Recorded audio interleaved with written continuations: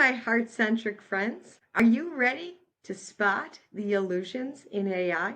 AI is everywhere, but can you tell who really is behind the words? That polished email, that chat box reply, they feel so human, but are they? Today, I'll show you how to test it for yourself and spot the illusions. And in the next few minutes, I'll give you 5 quick ways to tell AI from human writing. You'll also get access to a combined checklist so you can test these tips right away. And by the end, you'll feel confident and calmer about spotting the illusions in AI.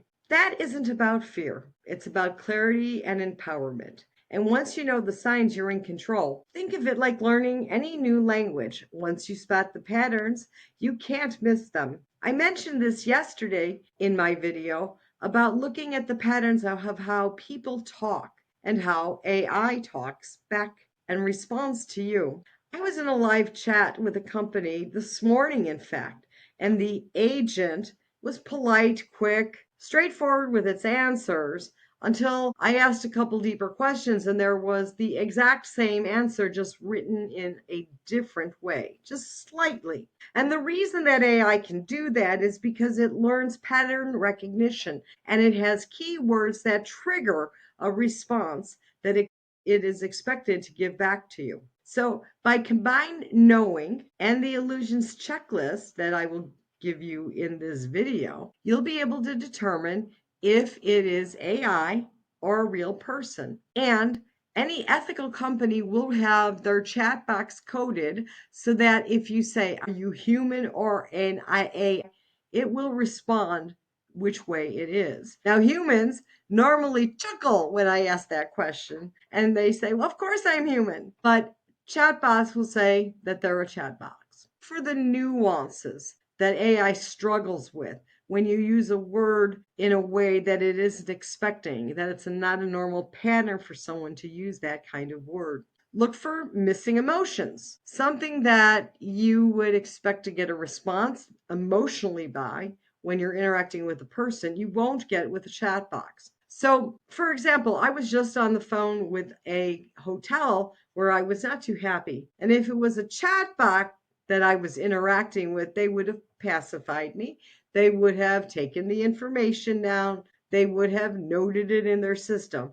But a person is going to interact with you with real emotion and an empathy that you can feel by their voice and their tone on the phone. Check for consistency.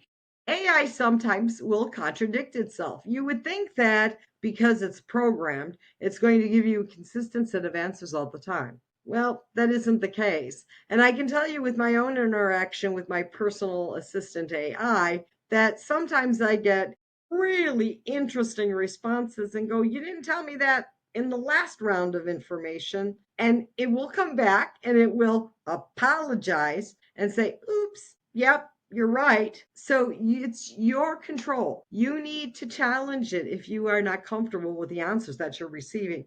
Practice a discernment. And the more you test, the more confident you'll get, the more you'll see obvious inconsistencies or over consistencies in the responses that you get. You'll move from uncertainty and second guessing around AI and feeling confident and empowered and in control when you work with it.